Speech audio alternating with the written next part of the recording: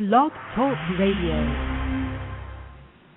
Good morning, everyone. This is Lori Smith on Blog Talk Radio. It is Monday morning, February 28th, 6 o'clock here in the morning, Calgary, Alberta. I'm trying to wake up here having some coffee. And glad to be able to do these shows. Glad to be here. This is One Child Abuse Survivor to Another. We're on for 30 minutes. It's a live internet streaming radio broadcast from blogtalkradio.com. And I've enjoyed doing these shows. Let me tell you, it's just a sad topic, you know what I mean?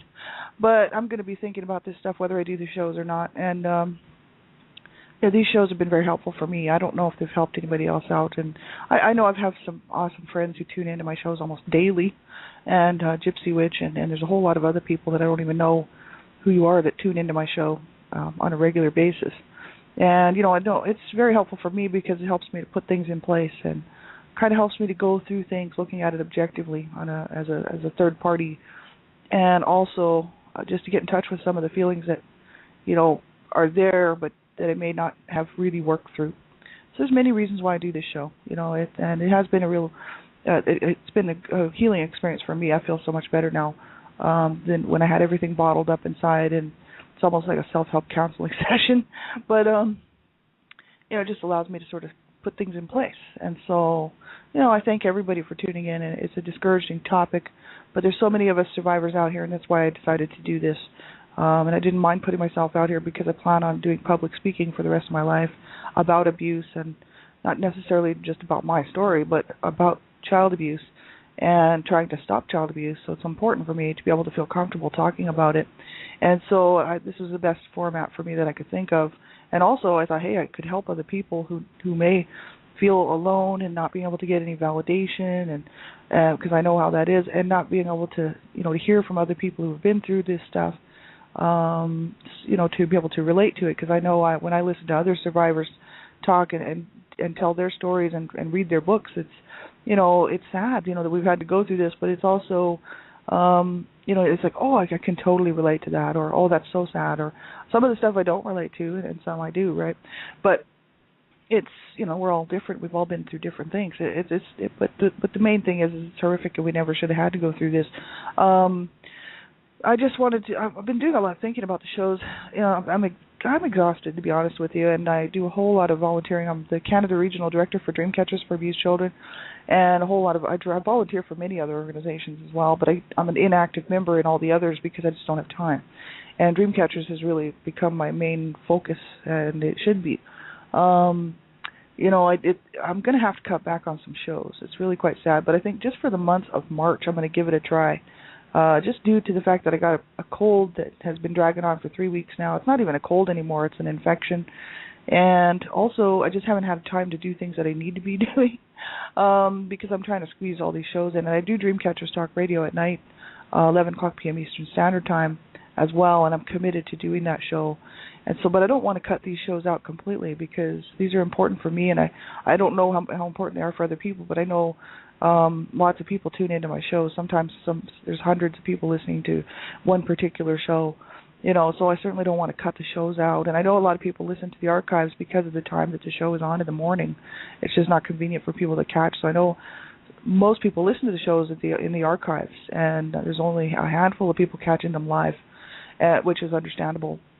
And so what I thought I would do is just kind of cut back on a few shows in the morning, and possibly even some of my child abuse prevention and human rights abuse prevention shows at night.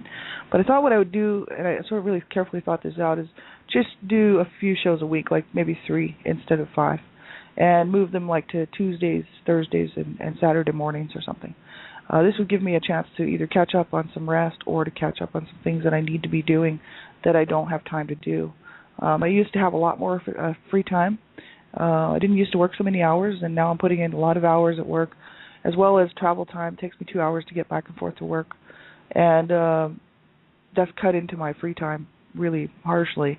I used to travel 15 minutes to get to work, so it's a big difference. It's a 2-hour commute, and it has cut into my free time, which really puts me on the run all the time, and I'm just getting exhausted. And I think with this infection and stuff, I think that's why I can't seem to get over this cold that I had, because I'm just run down. So what I'm going to do for the month of March anyway, I'm just going to do this for 1 month and cut back on a few of the shows and just do Tuesdays and Thursday mornings, and Saturday mornings. I was thinking it would be cool because Saturday's a rest day for me, and I might be able to do an hour show instead of a half hour, and really get into some stuff. So I think that's a good idea, and we'll try it anyway. So hopefully that doesn't put anybody off. And it's not that I want to quit doing the shows, because I almost need to do these shows. You know what I mean? Like, I feel like if I was to let these shows go, even if I don't hear a whole lot from people, you know what I mean? I hear from a couple of people about my shows, but mainly the people that listen to my shows don't send me any feedback. They don't send me any comments in my messaging things, and they don't contact me to say, well, this show is helpful, or, we really appreciate you doing these shows as many times a week that you do. So I'm not sure. Hopefully people won't mind that I'm cutting back a couple of shows, because I'm still talking about the same things. It's still going to be the same show, just a few less days a week, and we'll still cover the same things, right? Because this is very helpful for me, and I hope it's helping somebody else out too, right? So we'll give it a try. So thanks everybody for tuning in. I'm not a counselor or therapist, and I have to say this on every show. It's very important that people know this. Just a private citizen paying to do my own shows. And, you have to listen at your own discretion, because the topics of abuse are sensitive, and a lot of people may find them uncomfortable, right? They might make them uncomfortable. Abuse is a serious issue, and it does make a lot of people uncomfortable. So you have to listen at your own discretion. And young people under the age of 18, you have to have permission to listen to my show. And the reason I say that is because I believe in protecting children at all times, and you need to learn how to keep yourself safe online. And this is a show ultimately about stopping child abuse, but I have a lot of adult content on my shows. I'm not sure how young the people are who are listening, so you need to have someone okay it that you can listen to this show. I would appreciate if you do that. Get an adult or caregiver, someone, hopefully you have a parent who cares about what you're doing online, and have them listen to the show with you and see if it's something that you should be listening to age appropriately, right? So thanks, everybody. Appreciate everybody for tuning in, and this is just awesome. I have almost, 23,000 listens. So 23,000 shows have been listened to. I don't know how many actual people have listened, but I know that it's got to be a lot, you know what I mean? And so I thank you all for spending the time with me and listening to my shows and listening to me go on. And also, I've done almost 600 shows. So this is like 500 and almost 590 shows. Like today's show will probably be 590 or 591 or something like that. So thanks everybody for tuning in. I really appreciate it. And we're going to continue talking about the shame, and we're going to kind of leave off here, switching over from the dysfunctional topic that I was talking about, dysfunctional families, on Mondays, Wednesdays, and Friday nights, because the rest of that article actually talks about a whole lot of survivor stuff. And so I'm going to bring that actually on in the mornings, because I really want to get in depth with that, because it really goes into some real issues that survivors have to go through, especially when there's a lot of dysfunctional families and it's abusive. So that's the thing. It's very helpful for survivors, that information. So I'm going to bring that one actually up to the morning. So we're going to finish off with the shame. It's Hope for Survivors, www.hopeforsurvivors.com/shame.html. And this was written by this website. It belongs to Hope for Us, and she's a survivor, and she has her information on this website. You can contact her, and she's written some awesome stuff here. She read John Bradshaw's book, The Healing the Shame That Binds You, and she's kind of going through and talking about what John Bradshaw was saying in his book, and kind of relating it to her own story. And so I find it very interesting, and I went through this before. Like I was saying, we did this months and months ago. But this is a great website, and I want to take another look at it, because Ray Luskin and myself had done that show on shame, and so I want to take another look at it. But it is helpful information for a lot of people who maybe don't know what shame is and where it comes from, and what it's all about. So I found it very helpful myself. I didn't understand what shame was. I heard people say, "Oh, shame on you," that kind of thing. That's just like, probably everybody's heard that at one point, or that's shameful behavior, things like this. But I didn't really know what it was, that I was feeling shame and rage and toxic shame and whatnot because of the abuse that I suffered as a child. So that's why I found this very interesting. So we'll get right into this. We left off talking about, these behaviors and rules, within the family, the denial of 5 freedoms, the no-talk rule, don't make mistakes rule, the unreliability rule, and we're going to pick up on abandonment this morning. So that's where we're left off. And hello, Gypsy Witch, my good friend here from Australia, is here this morning, as usual. Thank you. Thanks for being with me, my dear. And, this is abandonment. I didn't know a whole lot. I knew a guy who was abandoned by his family in junior high.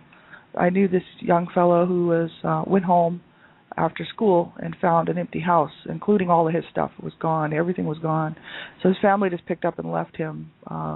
They were gone. They were not anywhere to be found, and he was just left on his own. So I don't know how he must have contacted maybe a teacher. I don't know who he contacted, maybe a neighbor or something. But anyway, the school, our teacher was saying, actually, because they wanted to let people know what had happened, I guess to keep everybody from talking about spreading rumors and stuff. They told the class what had happened, and I felt so bad for that guy. His parents and family just picked up and left him, and that's physical, abandonment. But I didn't know there was emotional abandonment and things like this, and abandonment through abuse, and that's what they're talking about here. So abandonment, physical desertion, emotional abandonment, abandonment through abuse is the next part. And I'll just read right from this website, and that's www.hopeforsurvivors.com. /shame.html. That's where I'm reading from. And it says, physical desertion, this is the most commonly understood meaning of the word. This can mean an outright physical separation resulting from a decision not to be involved in your child's life. For example, giving a child up for adoption or letting someone else raise your child. And this can also include an undesired absence, which can occur from incarceration, illness, death, or service away from home in the military. So, even I guess that's kind of sad when you think about that, but even people serving in the military, it's kind of like abandoning your family, but you kind of have to because you've signed up to serve in the military. Illness, being away from your family and from your children because of illness. So I guess it's quite interesting to take a look at that. I really never thought about that. I always thought it would be like just abandonment or desertion would be something that was done on purpose and always with the intent to leave the child, right? But it's not necessarily just one-sided, right? Emotional abandonment. Children need mirroring from their primary caretakers to develop in a healthy way. Healthy mirroring means that someone is there for the child and reflects an accurate image of who they really are. Shame-based parents are codependent adult children who are still in search of someone who is always there for them. And the objects of their narcissistic gratification will often be their own children. In this way, the child takes care of her parents' needs or his parents' needs instead of the parents taking care of the child's needs. And this is what I totally have been subjected to. My parents, and I talked about this on quite a few of my shows, that my parents, they were some very codependent people, and they, they needed the children to meet their own needs in order so they wouldn't have to deal with each other because they were codependent but not together as a couple. You know what I mean? Because they were abusing each other. So it wasn't like, they were counting on each other. My parents did not count on each other. They were trying to kill each other. And so they counted on the kids to be that other person in their life. And so they, we were always kind of manipulated by our parents. Like my dad would say, your mother's just crazy because, she was. But the thing is he was absolutely crazy himself.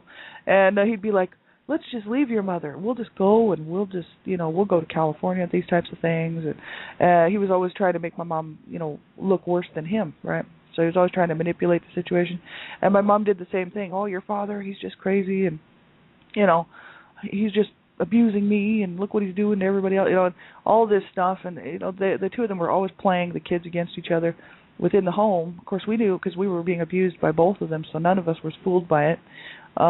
Except for I kind of got fooled by it later on as a young adult because after my mom had stopped physically abusing me and actually started to realize that I was going to move out of the house at getting close to the age of 18, right around 17, I was actually planning on getting an apartment with my friend to just get out of the abuse, get away from that mess. And, I was getting older and I just couldn't take it anymore. And I had a car accident which prevented me from doing that because I was $25,000 in debt immediately, plus another $10,000 in debt later because of the physical therapy. And also I couldn't walk without the first year without crutches, so I was in a cast and on crutches for a year, and so I couldn't really move out. I wasn't in a position to do it. And financially or any other way, I was very, sick from this accident. So my mom let me stay in the home. She's like, well, I knew you were planning on moving out, but you're welcome to stay, which I was just shocked when she said. When she said that, I was pretty sure they were going to throw me out as of the day of my accident because of causing them, stress and whatnot. Because they didn't appreciate anything going from their children, right? They could practically kill us, but we couldn't cause them any stress, right? So, I said, okay, I'll stick around. So because I realized it was very helpful for me to not have to move out in that situation because I really couldn't afford it, right? And I was still going to have to work, but I wasn't gonna, the money that I was going to make was just going to be going to pay for my doctor's bills and all this stuff. So the that was with insurance. I had insurance, and that's still with insurance. It just didn't cover it all. And so my mom said, well, no, you can stay here. So she started to be nice to me. She actually started to try to treat me with some dignity and some decency for the first time in my life. So I was really, liking that. You know what I mean? I had always wanted that relationship with my mother. And all of a sudden have her treat me like that, I still used to party and, I was still partying heavy duty at that time and doing a whole lot of drugs. And my mom didn't like that. So she would tell me things like, well, you look what you're doing to your life. You're destroying your life. And I'd be like, you've already destroyed it for me. It doesn't matter what I do to myself now at the age of 17, 18 years old, you've destroyed it for me. I used to tell her this to her face, And this is just the issue, she, after a while, I hit 19, 20 years old, still, she was still toxic. I mean, there was no doubt about that. But it's just that she wanted me to stay in the home because I was a buffer between her and my dad, because I would keep them separate. And she knew that I would do that because I had been sticking up for my mother my whole life, you know what I mean, for many reasons, not just because I wanted to help her, but also to be on her good side so I wouldn't be abused. There's many reasons for it, but also because I cared about her, and I didn't want to see her get hurt, and I also didn't want to be raised by my dad, so numerous reasons why I stuck up for my mother. She was not the only one abused. She was not the only one abused. I mean, she was bashing my dad in the head with heavy objects, and, which I didn't blame her, and I used to kind of encourage it because, he was so bad, and she wouldn't leave him. And, of course, all of our minds were warped, right? We were all extremely warped. So when I was a teenager, I'd just be like, why don't you just take him out? If you're not going to leave him, just take him out. You know what I mean? Like, I'll even help you do it. That's what I told her. That's how twisted our minds were. That's how twisted our thinking was. That's how I grew up. And so that's a hard way to have to grow up. You know what I mean? Take an innocent child and turn them into a murderous thinker and somebody who was really capable of murdering, you know what I mean? Because that's how our parents brought us up. That's how we were treated. And they were capable of murdering us. And so we became, like-minded, right? We were forced to think like they did. And that's incredibly harsh on children that come into the world innocent and really, pure, right? And to take a little innocent, pure heart like that and turn it into hate and anger and rage, is absolutely the worst crime. That's the worst criminal act I think that parents do to their children, is turn their hearts into these hearts of hatred and evil and anger. The physical stuff you can kind of get over, but it's what's done to your heart and what's done to your mind is really the torture. That's the damage done, because you have to live with that for the rest of your life. And you have to learn how then to change your thoughts and change your mind to be able to be part of this society and to be a functioning member of society. You have to learn all on your own, because if your parents aren't teaching you that, then you got to get this from other sources, at a later date. So, I really didn't start getting any of this information until much later. So, had a few people show me some great stuff in my teens, but they were gone out of my life, and I was back into just a bunch of negative stuff. It took me a long time to straighten this stuff out, you know what I mean? And so it was harsh, and it never should have happened. But this is the thing, I stuck around thinking, I got this relationship now with my mother, and I'm keeping my dad away from her, which is great, because he was always trying to rape her. She wasn't going to sleep with him, so he was forcing himself on her, and she couldn't take anymore. She was very sick, physically ill and as well as mentally ill. And so I was there to keep the peace, you know what I mean? So anytime my dad would go in there to try to bug her, all my mom had to have to do is yell and scream, and I'd be up in the middle of the night, and I'd get him out of her room. And so that's just the issue. She liked having me around because I could meet her needs. I could be her protector. I could be her driver. I used to drive her everywhere. I bought a car, like, after I had my car accident. I was still on crutches, I believe, when I bought that car. I was still later that year. Because I got 3 jobs and I started working. I got off the crutches, finally was able to walk after a year of therapy, and then got 3 jobs and was working around the clock, basically just doing speed to stay up. And well, I'd do speed and then I'd smoke pot, and I'd go up and I'd come down really quickly so I could sleep for like 3 hours, you know what I mean, or 2 hours, get back up and do it all over again.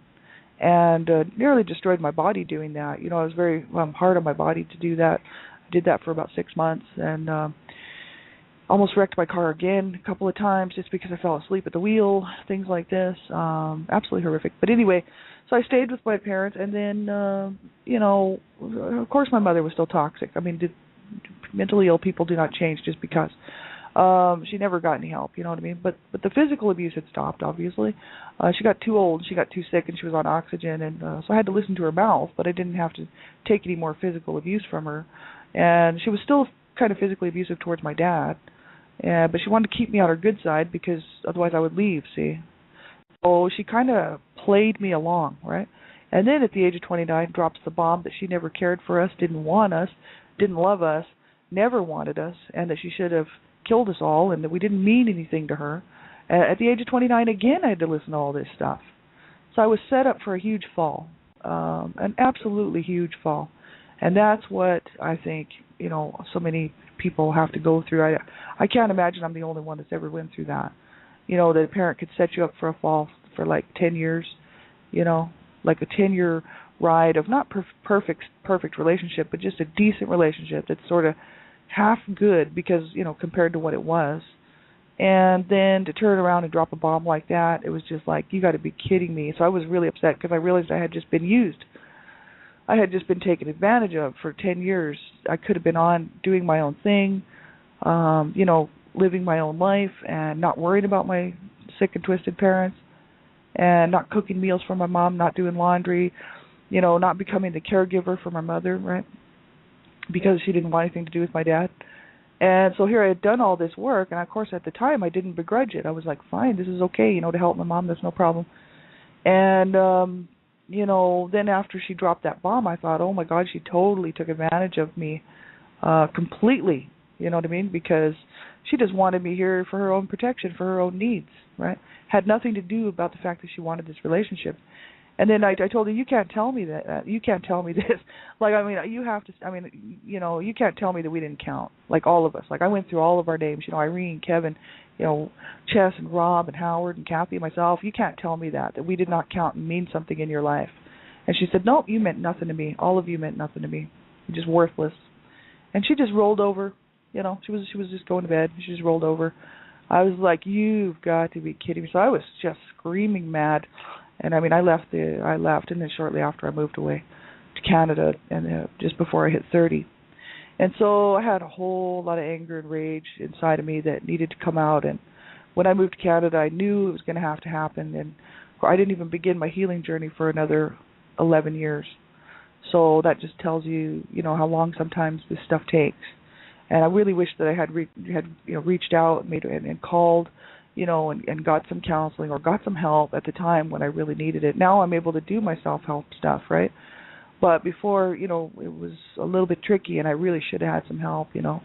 And so that's why I'm always encouraging people to get some help, you know. I could have gone off the deep end. I could have easily, you know, committed suicide or self-injured and things like this. I used to want to self-injure, and I never attempted suicide, but I had always planned them. I planned my suicides many times. And I never attempted them or followed through with them, but I was still thinking about it, you know, and that is so sad because one of my brothers, of course, I always talk about this, but it's so important for people to know, you know, that one of my brothers killed himself, hung himself, and it wasn't the first time he had tried. People think, oh, well, he didn't know what he was doing, or, you know, it wasn't one of those suicides that he meant to kill himself, it was an accident or something. I was like, no, you know, you don't get the picture. Like, he had been trying for years to kill himself, cutting his wrists, laying in the bathtub, letting himself bleed to death, you know, drug overdoses and whatnot. Tried to kill himself, pills and alcohol. He would always get saved. People would save him. So he tried many times, many different ways to kill himself, and he finally found a really good way how to hang himself, you know. And so he hung himself, and he was gone, right? And, you know, he made it. He finally made it out, right? And this is very sad that, you know, he was unreachable because my brother, the one who's still living today, actually, the only brother left, tried to help him, tried to save him, you know. And it made my brother very bitter because when my brother killed himself, he felt like he had done everything that he could in his power to help my brother and his brother, you know. And because my brother loved his brothers very much.